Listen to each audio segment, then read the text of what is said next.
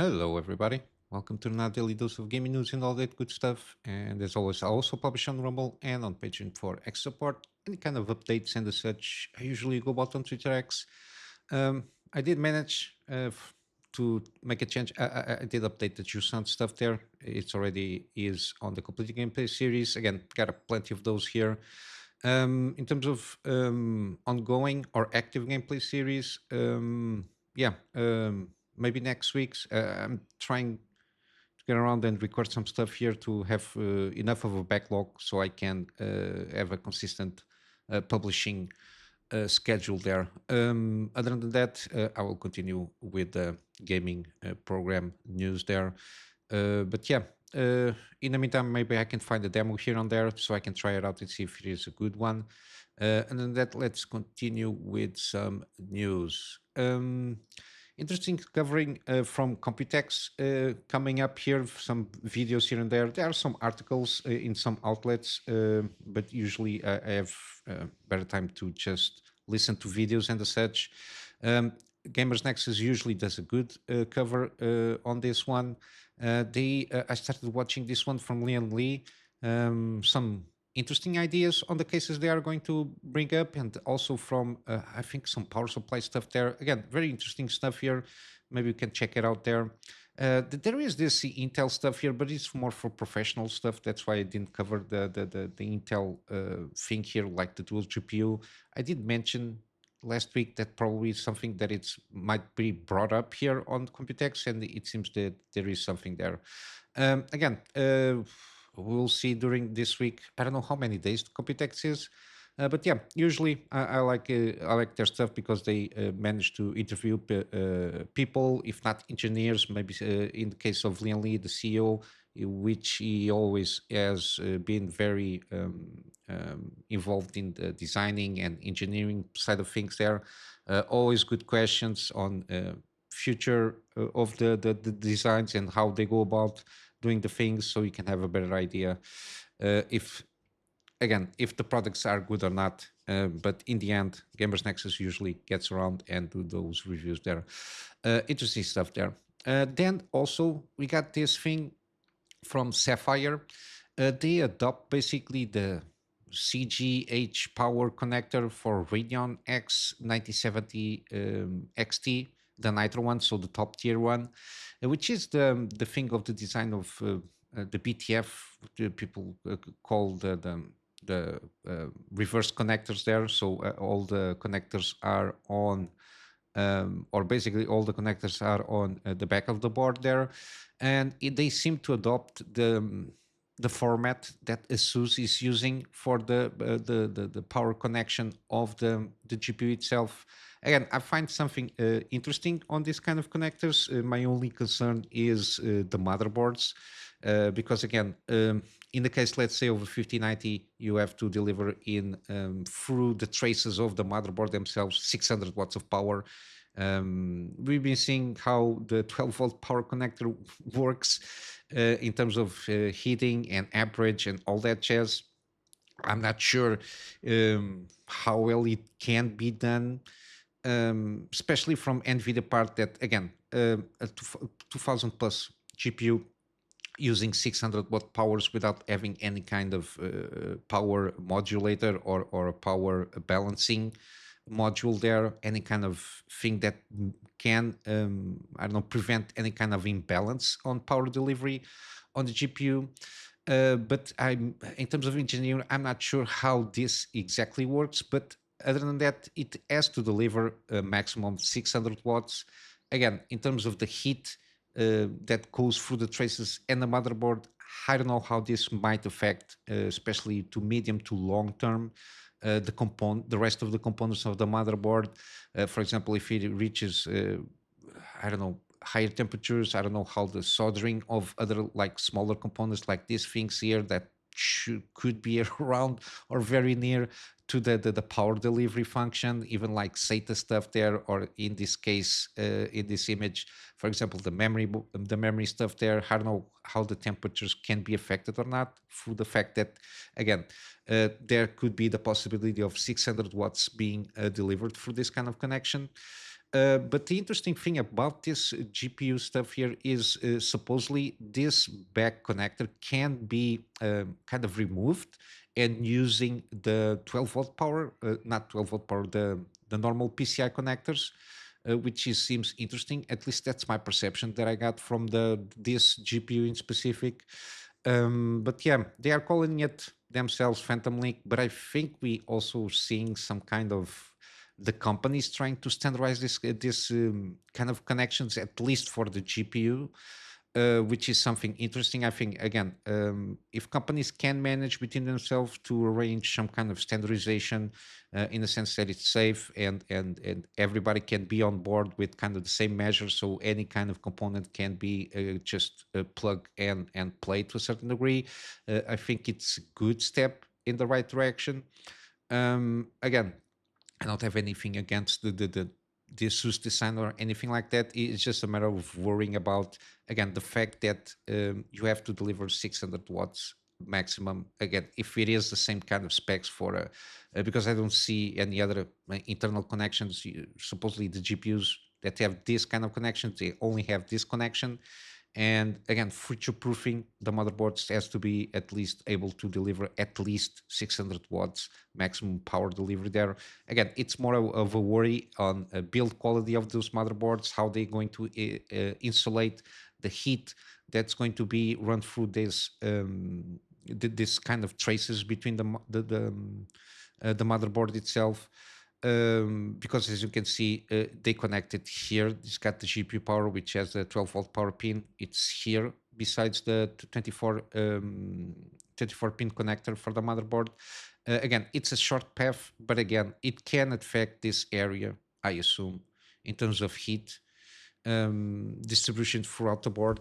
But yeah, I think it's something that, again, I think if we have more information regarding the specs and how the traces are used and how the board is constructed itself, because I assume you have to have a little board more with more layers to endure this kind of connection. Yeah, I think a little bit more information would be good, so we don't have to just look this shiny new connector again. Because when you choose a motherboard, again, if the motherboard could just, I don't know, let's say, let's assume it's not a 9070 XT, which doesn't use the 600 watt powers, but you have a 5090, and instead of melting the connector, usually on the 12-volt power pin on the board itself, on the GPU, sorry, uh, let's say this burns the entirety of this part in terms of melting the connectors and possibly the motherboard. Again, it's easier to replace a GPU than to replace all the motherboard, because again, the motherboard, it's kind of the mainframe of a PC build. I don't know. Again, then supposedly, again, I guess it might not be only the motherboard, could be the also the memory, GPU itself. I don't know, and probably the CPU. Again, we don't know the traces where they pass through in terms of these things. I don't know what what they are doing here in terms of regulating whatever. Maybe some hard drives might go blown out again. A lot of stuff that again, if we have a little bit more information about this system that they're trying to go about and introduce on the market, I think more information is better. So even when we want to buy something, at least the more information we have, the better it is. And then on the Gigabyte side of things, they got a new motherboard. Again, we are starting already seeing the introduction of this CAM2 kind of memory stuff here. The interesting stuff here is there is no need for like several modules. You have like a single module, which is at this moment in time. I covered this a couple of months ago, I think. At this moment, they are introducing the mounting system with around between 4 to 5 screws, but they are trying to see in terms of designs and again standardization of this in the introduction of CAM2, of having a freehand, not a freehand, tool free mounting system, which I think could benefit a little bit more, because again, the less screws that you have, the less error is going to be made there in terms of installing and mounting these kind of things. Again, these memories, um, they they are pretty much a good evolution.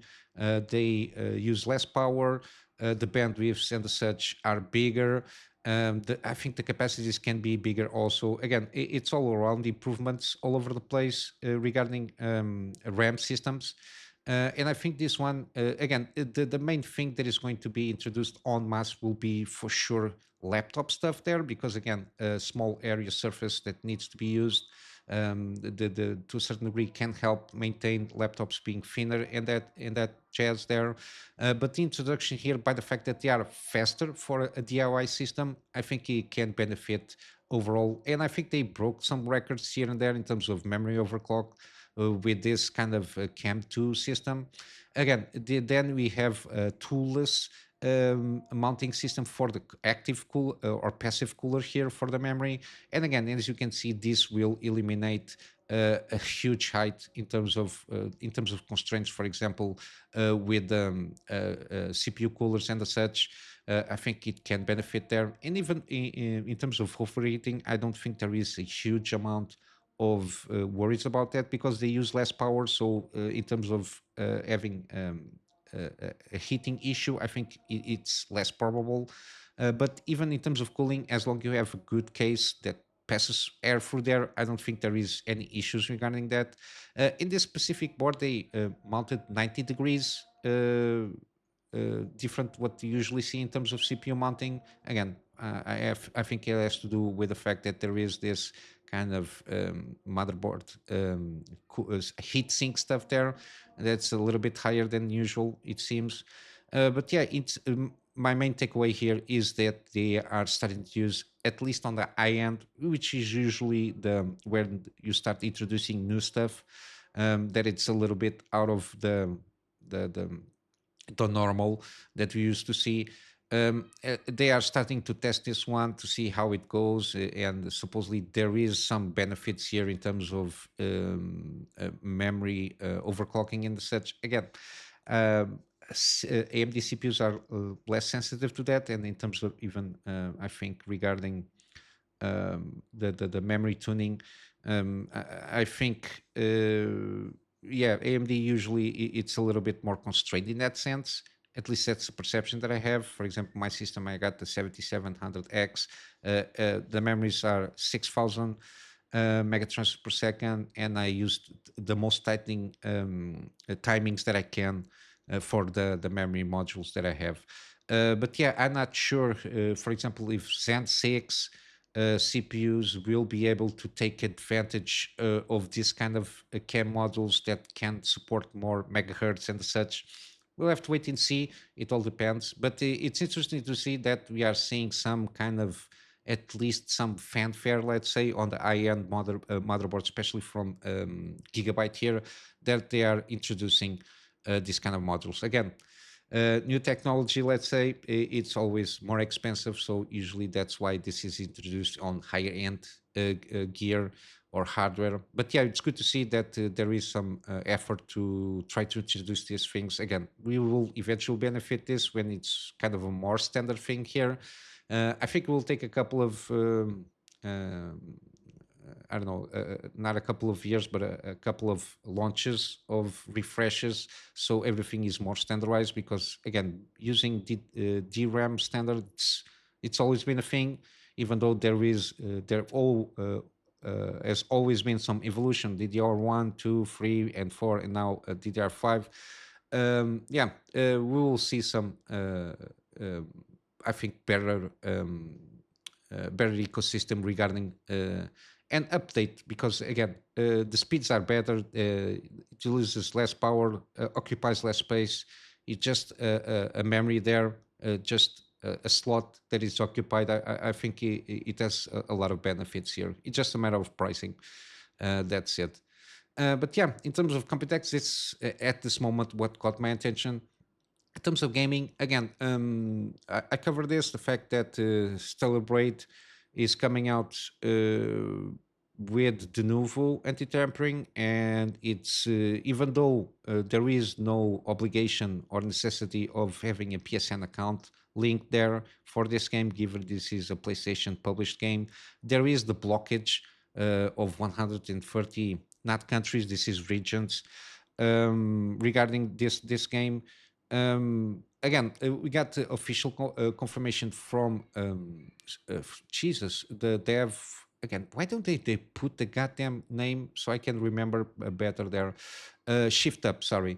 Given that they are the developer, they are trying to get around this situation of the 130 regions being locked, working that with Sony to see or PlayStation to see how this can be resolved before launch. But yeah, this is not good news. I don't see any reasoning for this to be again. It seems they don't want to do business there. Again, there is some legalese because supposedly PlayStation doesn't work there. I don't know because of laws on those regions. I don't know exactly why, but I don't think, given this is through Steam, I don't know if it has to do with some legalese regarding the publishing of this game. But again, because we don't have any clarification, we don't know what's the intention behind this.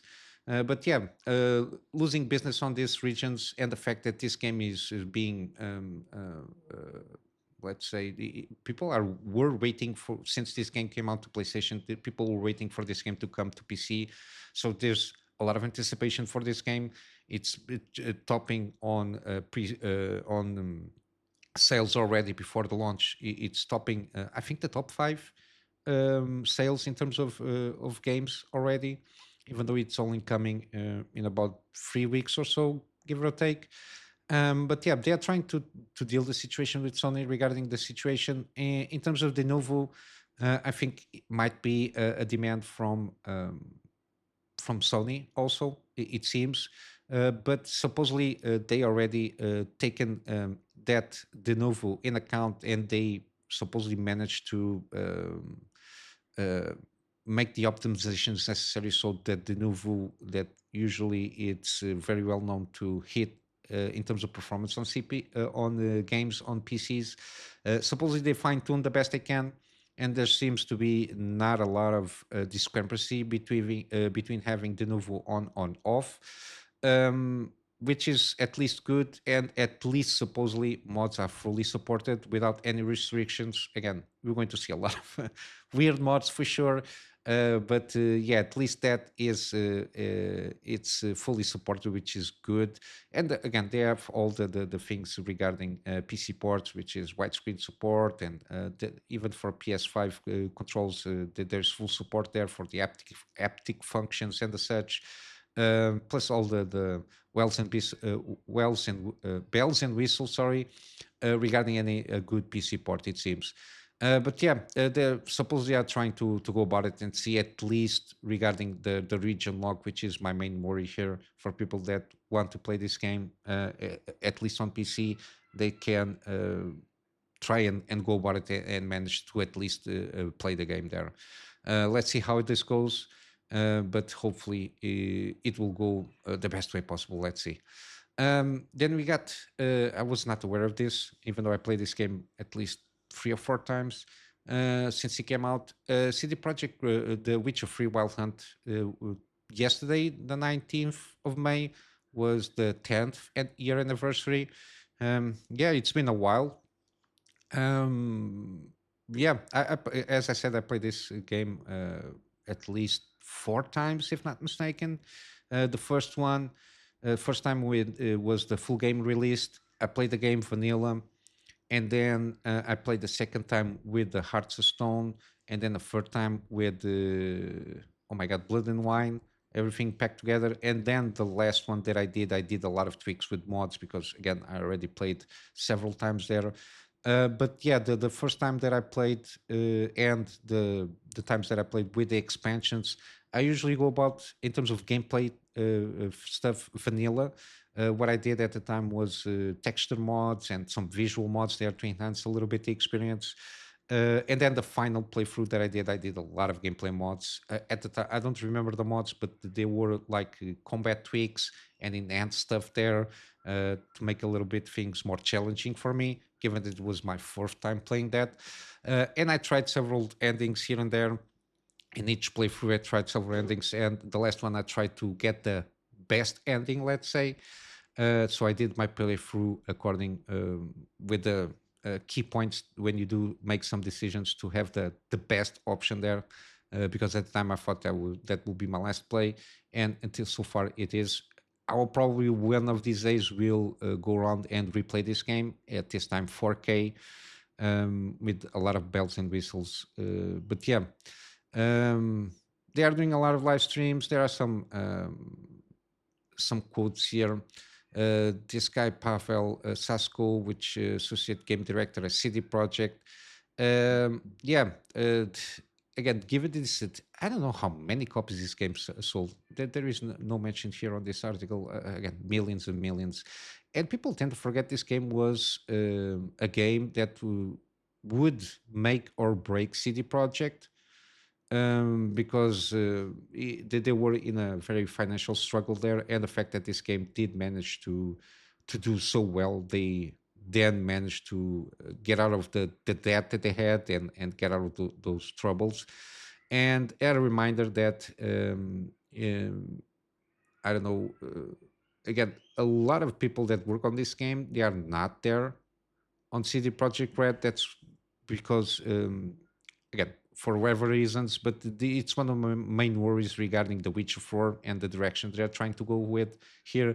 Even though I don't have any issues with using Ciri as a main character, because in terms of lore, basically she is the main character. We're just seeing the world through the eyes of Geralt. But I think, I don't know, the direction that they're trying to go about it, and breaking lore that is set up there, just to justify certain things in the game itself. I don't like the direction there. And there is a lot of ex CD Projekt Red developers and creative directors from The Witcher 3, and directors from several parts of the game. They are doing their own thing at this moment in time in smaller studios. One of them is Dawn of the Bloodwalker. I think it's Dawn of the Bloodwalker, if not mistaken. It's a game that I'm very curious about. Supposedly, we are not that far off having gameplay showcase. But yeah, it's a reminder that time passes by. It's been 10 years since the game came out. I really did enjoy this game. But yeah, they hoping that with Witcher 4, they will, in 10 years after the game comes out, they will have kind of a, I don't know, a mark, a 10-year mark to, I don't know, remember this game as fondly as people remember The Witcher 3 Wild Hunt. Um, but yeah, let's see how this goes. In terms of other stuff here, we got Hideo Kojima, got an interview somewhere with, I think, a French magazine. Again, he's in Cannes at the moment. He's popping out here and there on my Twitter feed with some stuff from Cannes festival. Again, he's a cinema lover, and again, a lot of their his games has a lot of cinema influenced visuals, and the way he presents stuff and the cutscenes. He's very well known to have some extended cutscenes. Again, he has his own vision, but I think to a certain point, people will, when he stops doing games, people will probably recognize him, that yeah, he was one of revolutionary in terms of the ideas and concepts that he tries to introduce in games. We got a very well known with Metal Gear Solid 2, Sons of Liberty. Again, Metal Gear Solid, he tries to convey certain ideas. For example, Metal Gear Solid 4, there was the conflict of, for example, mercenary armies, which is part of the gist of Metal Gear Solid. But yeah, Metal Gear Solid 2, a lot of it has to do with AI and how it control of information. Again, way ahead of its time, before all the internet that we have, and the Groks and the Chat GPTs. He already was figuring out to a certain idea in the big picture scheme of things. How things will eventually evolve. That training is also a little bit in that sense, because again, I'm being replaying and paying more attention to those clues inside of the lore itself of the game.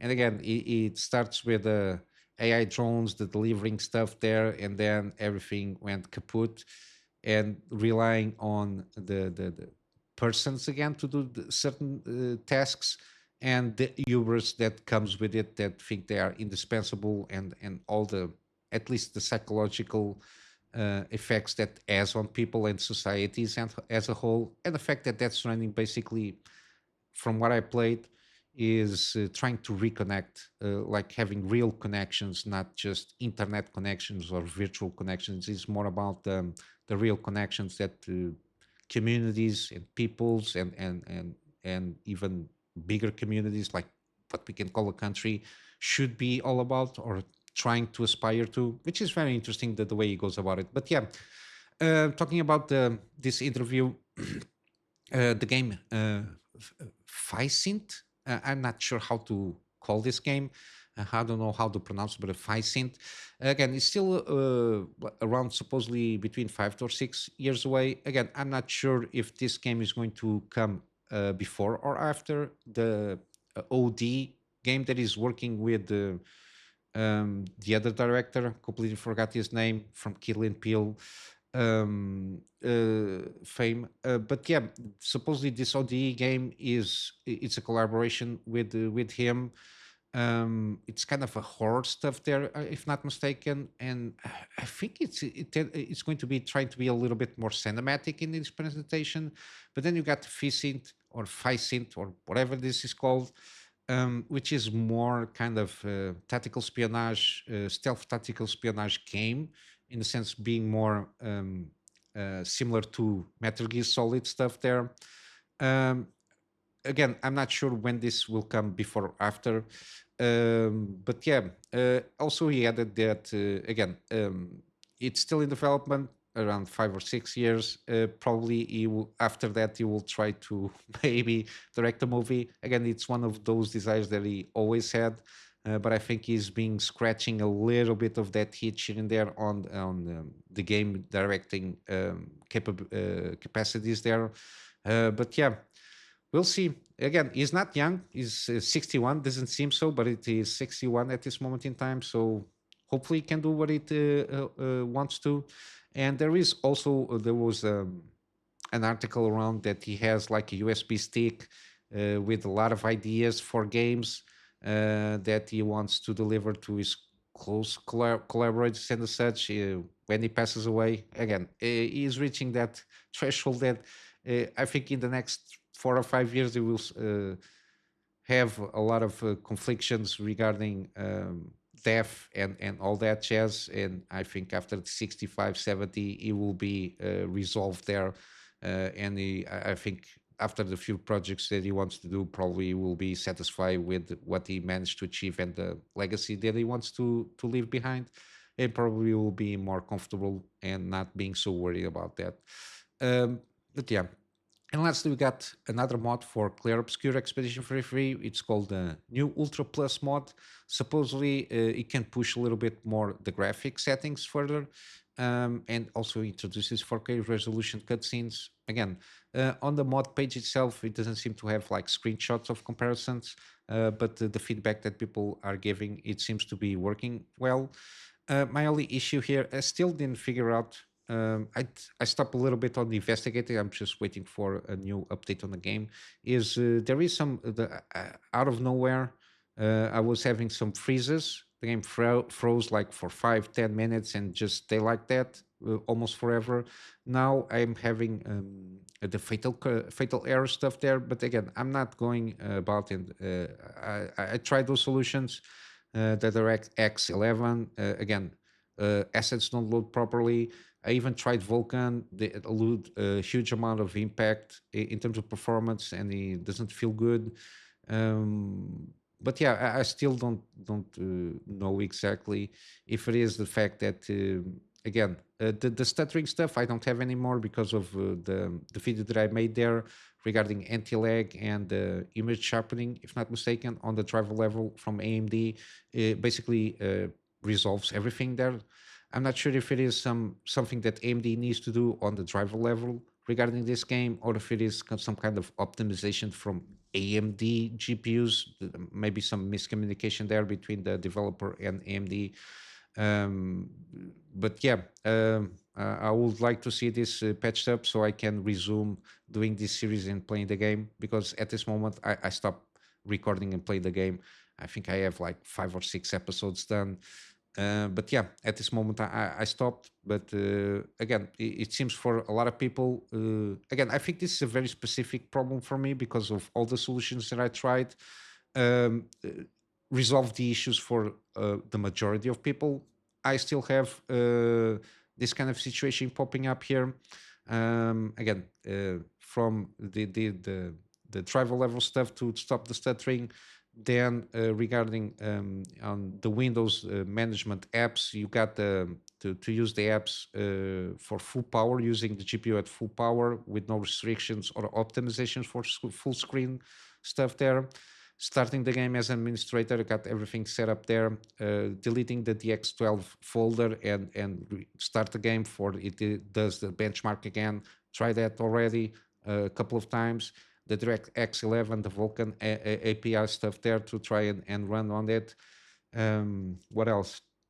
Again, reinstalling the drivers, the Adrenaline stuff on with DDU, with no internet, so Windows doesn't overrun the sorry doesn't overrun the oh my god the Adrenaline version drivers there on the system level. Yeah, I tried basically everything. VSync, no VSync, okay, frame caps, everything. I tried everything that it's possible there, but I still have this kind of situation from time to time. Sometimes I can play 5 minutes, sometimes I can play a half an hour, but again, it's one of those things. Hopefully, the game gets patched either way through driver level or through the game developers themselves, and I can resume the game because I'm enjoying playing the game, at least at the point that I am at the moment. But yeah, sorry about this rambling video for today. But yeah, I will wrap up here with some gaming deals. We got Baldur's Gate 3 now. It's on sale, 20% off, which is always good. Game of the year when it came out, 2023. We got Bioshock, the collection, still on sale. Again, 80% off on the trilogy, the remastered version of the first two, plus Bioshock Infinite and all the content there for the free games there.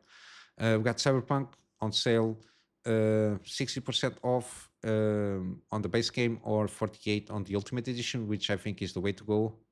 It's got the Phantom Liberty, which seems to be a good, excellent expansion. Then we got Hogwarts Legacy, new one. 75% off, pretty good price here. Got also Midnight Sun still on sale. Again, I do recommend this game. I made a series out of it. If you want to check out of curiosity, you can check out the first couple of episodes, have a sense of how the game loop works on this game. But yeah, it's basically XCOM with the deck building functionalities from the same team that brought XCOM 2. Then you got Pacific Drive, 50% off on the base game. We got Red Dead Redemption 2, 75% off on the base game or 80% on the Ultimate Edition. I'm not sure if there is content for the Ultimate Edition, extra content that you don't have from the base game, but yeah, it's relatively cheap. So I think this is, again, it's a good open world game with that Western flair there. Then you got The Witcher 3. Again, it's on sale, 90% off on the base game, but I do recommend the complete edition.